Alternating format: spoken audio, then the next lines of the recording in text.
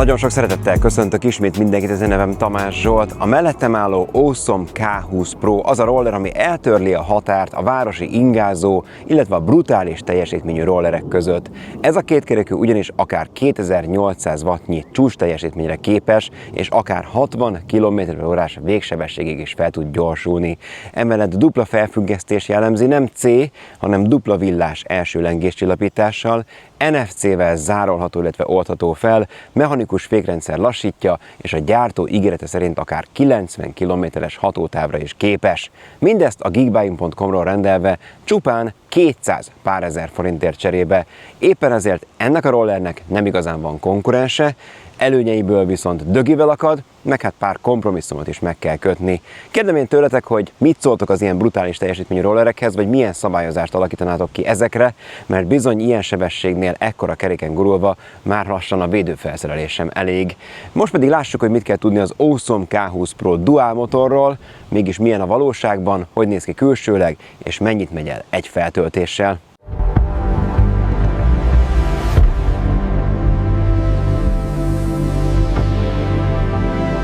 Hát ember legyen a talpán, aki megkülönbözteti a különböző Awesome rollereket egymástól, hiszen azért a K20 Pro Dual is illeszkedik a márka filozófiájába. Annyiból különbözik a többitől, hogy itt nem C alakú az első felfüggesztés, hanem dupla villás. Ezen kívül viszont ugyanúgy ilyen sárga-szürkés színekben pompázik, az oldalain pedig van 2 darab kék LED is, ami éjszaka azért felhívja a figyelmet ránk. Egy 30 kg-os nettó súllyal rendelkező roller ez, ami azt takarja, hogy nem könnyű lecipelni az emeletről, vagy berakni a csomagtartóba, illetve Magyarországon, ahogy már mondtam, biztosítást is kell rá kötni. A teherbírása 130 kg, tehát erre a zömökebb testalkattal rendelkező felhasználók is bátran felállhatnak, mert el fogja őket is bírni. Ezen kívül IP54 fröccsenő víz és por elleni védettséggel rendelkezik, és hát ugye dupla felfüggesztéssel bír, 10 szolos gumikon gurul, és viszonylag gyorsan és könnyen összehajtható, de amikor lehajtjuk a kormányrudat, akkor az a kis kampó, ami ott van a felső részén, az akad bele a taposó hátsó területébe, de nem túl stabilan, szóval vigyázzunk, hogy ki ne akadjon, amikor megemeljük, mert az megránthatja a hátunkat. Nagyon széles, 72 cm-es kormánnyal rendelkezik, ami egy picit még így felfelé hajlított is, ennek köszönhetően kényelmesen meg lehet markolni, ráadásul a markolatok maguk szellőzést is biztosítanak a tenyerünknek, plusz megtámasztást is. A kormány két szélén egy-egy irányjelzőt fedezhetünk fel, ezt a bal oldalon lévő mikrokapcsolóval szabályozhatjuk, de ott van a DDM gomb is, ami a dual motoros, tehát két motoros meghajtást kapcsolja be. Van még egy 4,5 szolos kijelzőnk, ez erős napsütésben kevésbé, de egyébként viszonylag jól látható, és a feszültség mellett a sebességet, illetve a töltöttséget is kijelzi. A jobb kezünknél van a mutató ujjas gázkar, aminek én továbbra sem vagyok nagy kedvelője. Itt lehet bekapcsolni az első erős világítású lámpát, magát a rollert, illetve plusz-minusz gombokkal a sebesség módok között választani. Ezen kívül van még egy NFC-s tagünk is, amit hozzá kell érinteni bekapcsolás után a kijelzőhöz, hogy működésre vérjük a két kerekünket. Itt van az a kampó, ami akár még zacskóknak a tartására is hajlandó, de nyilván az összecsukásban van főszerepe. Az összeszerelési minőség tök jó, a kábelek elvezetése szép, és nem nyeszeg-nyoszog, tehát nem ropog a roller, még terepen sem. A taposón viszont nincs gumírozott burkolat, szóval vigyázzunk arra, hogy ezen csúszkálni fog valamennyire a lábunk.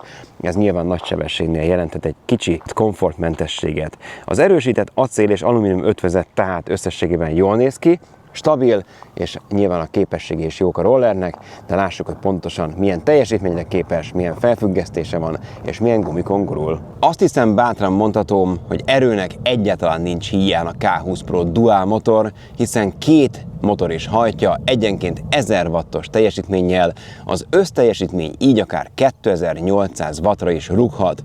28 Nm-es nyomatékkal dolgozik a roller, és akár 33%-os, vagyis nagyjából 18 fokos emelkedő megmászási képességgel bír.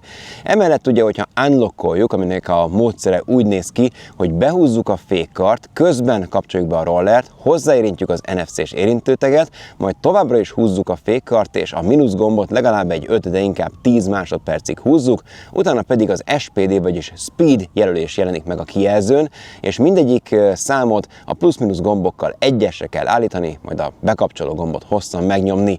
Így történik az unlockolás, így akár 3 sebességi fokozatot is lehet választani, 25, 45 és 60 km/h végsebességekkel, majd megmutatom, hogy mit jelent ez a valóságban. Tényes való, hogy ez a roller brutális teljesítménnyel rendelkezik, ami igazából lehetővé teszi, hogy ne csak sík terepen menjünk vele, hanem akár komolyabb emelkedőkön is.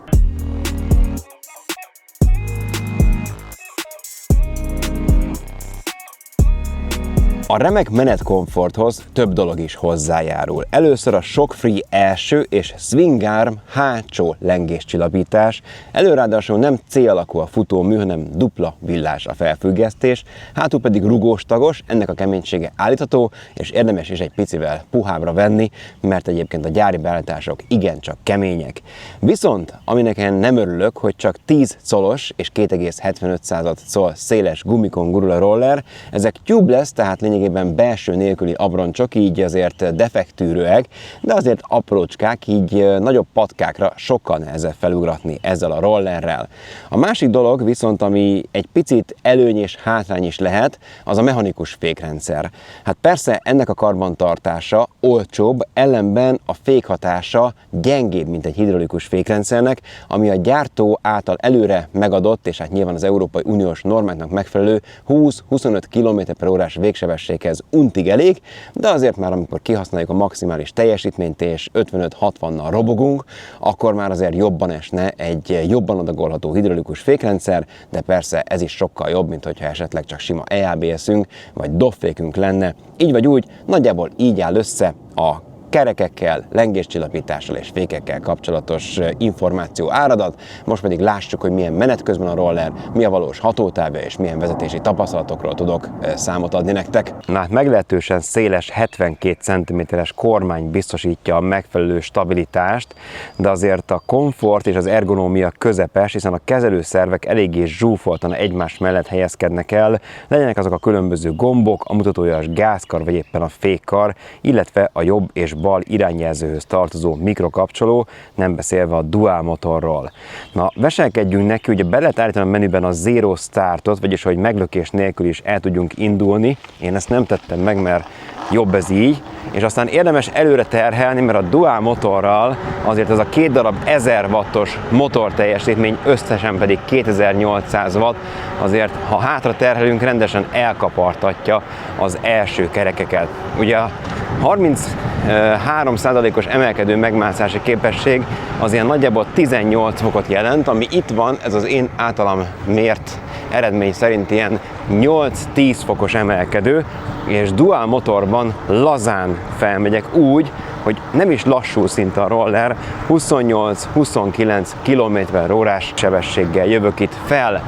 Na már most utána már azért jelentősen nő a végsebességünk, hiszen a gyártó szerint akár 60-nal is száguldozhatunk.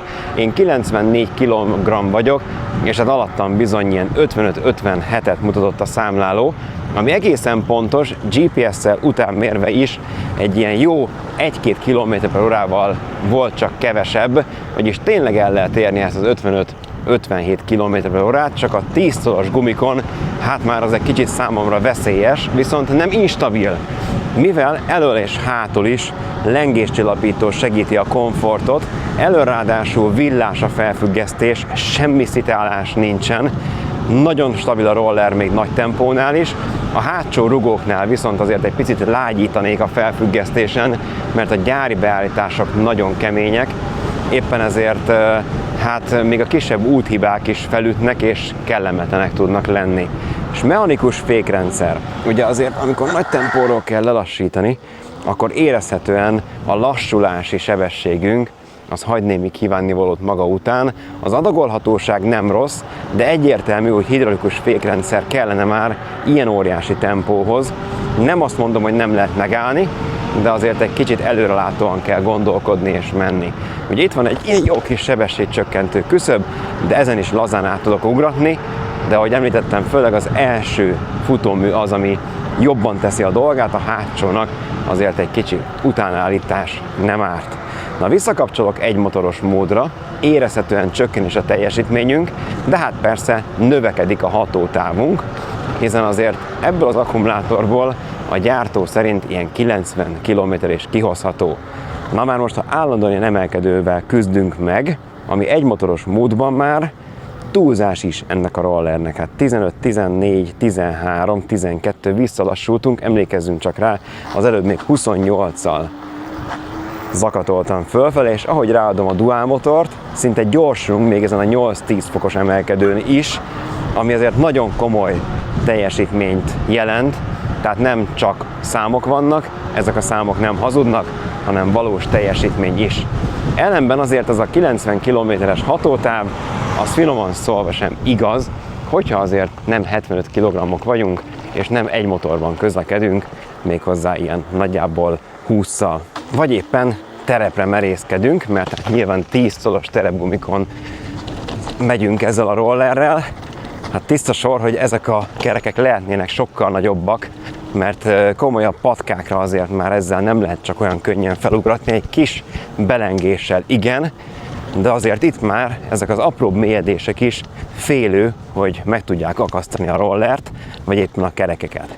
Ellenben azért ezen az igencsak hepehupás, zord körülmények között is megállja a helyét a roller, és gond nélkül tudok menni. Persze ráz-ráz, főleg a hátsó kemény rugók miatt, de azért ezt beállítva, ez sokkal jobb menetkomfortot eredményez, és ahogy látszik, simán lejövök ezen a lejtőn is, anélkül, hogy esetleg gond lenne. Viszont ahogy már homokos környezetbe érek, akkor már lassítok, mert ezek a gumik is tapadnak azért, és fogják az utat valamennyire, de hát már olyankor csúszás veszély van. Tény és való viszont, hogy tehát ha így állandóan egrecíroztatjuk, állandóan kihasználjuk, és az a heppünk, hogy a maximális sebességet elérjük, és sokat megyünk emelkedőn, akkor ne számítsunk egyébként ilyen 30-40 km-nél nagyobb hatótávra. Ellenben, hogyha azért a vérmérsékletünk csekélyebb, és rájövünk arra, hogy inkább többet megyünk, mint állandóan húzzuk a gázkart nagyon, akkor elérhető az ilyen 50 km-es hatótáv is egy Balatonkör esetén, de tény és való, hogy azért jelentősen csekélyebb a hatótáv az ígértnél, de így is elegendő akár nagyobb utak megtételére, vagy esetleg hosszabb kirándulásokra, akár síkterepen, akár a hegyekben. És ráadásul mindezt rendkívül versenyképes áron nyújtja az Awesome K20 Pro Dual motor. El is mondom, hogy mennyibe kerül. Elképesztő tudás, hihetetlen jó árérték aránnyal. Az Awesome K20 Pro Dual motor a geekbuying.com-ról rendelve és az itt kiírt kuponkóddal 549 euróba kerül, ami magyar forintra átszámolva nagyjából 195 000 forintot jelent. Ha viszont nincs szükség a két motoros verzióra, akkor van olcsóbb is belőle a K20 Pro, ami nagyjából 1400 wattos csúcs teljesítmény leadására képes, és 449 euróba kerül az itteni kuponkóddal, ez 163 000 forint. Na most mit kapunk egyrésztről ennyi pénzért? Elképesztő teljesítményt, hiszen itt a Dual motornál 2800 wattot jelent ez, ami hát reálisan nézve 55-57 km/h végsebességet jelent. Emellett első-hátsó felfüggesztésünk is van, előráadásul nem C alakú, hanem stabilabbnak tűnő, de kicsit keményebb villás felfüggesztéssel. Reálisan nézve, de domborzati viszonyoktól és sebességtől függően 40-45 km-es hatótávot, ami persze lehet több is, hogyha könnyebbek vagyunk, vagy síkterepen megyünk, és csak az egymotoros módot használjuk. És hát persze az NFC-s védelem és lezárás is egy nagyon előnyös tulajdonság, nem utolsó sorban a jó összeszerelési minőség, illetve a szép dizájn is az előnyök közé sorolható. Persze azért megvannak a hátránya is, hiszen nagy sebességnél a mechanikus fékrendszer már egy picit kevés, de nem mondom, hogy nem elegendő, illetve azért a 10 szolos gumik is kicsik, vagyis a patkára való felugratás már nehézkesebb ezzel a rollerrel, meg ha már nehézkesség, akkor ott van a 30 kg-os tömeg is, ami esetén már Magyarországon biztosítás kötése és kötelező. Milyen konkurensekkel kell megküzdeni? Az egyetlen egy, ami eszembe jut és hasonló képességekkel rendelkezik, az a Joyor T10, ami egy picit kisebb hatótávra képes és picit kisebb a teljesítménye, de hidraulikus fékeket kínál. Persze még esetleg az iSimWheel GT4-et lehetne talán említeni, az ráadásul Magyarországon hazai garanciával is megvásárolható. Ezen kívül viszont nem igazán van vetétársa, az itthoni rollerek jóval drágábbak, legyen az a Navi, a Segway vagy éppen a Xiaomi, és jellemzően nincs is ekkora végsebességük vagy éppen hatótávjuk. Az Awesome K20 Pro Dual motor tehát egy igazi szörnyeteg, egy remek vásár, kérdés persze, hogy hosszú távon majd milyen hibák gördülnek elő, egyelőre én nem tapasztaltam olyat, ami miatt ne ajánlhatnám ezt a rollert, pláne ennyi pénzért. Na dobjatok egy lájkot kérlek az algoritmus miatt, sőt akár hype-oljátok a videót, mert már ez is van, illetve írjatok meg kommentben, hogy mit szóltok a K20 Pro Dualhoz, milyen szabályozást vetnétek ki rá, illetve hogy összességében ti milyen rollert használtok. Én pedig köszönöm szépen a figyelmet, legyetek jók, és vigyázzunk magunkra, valamint egymásra is. Szép napot, sziasztok!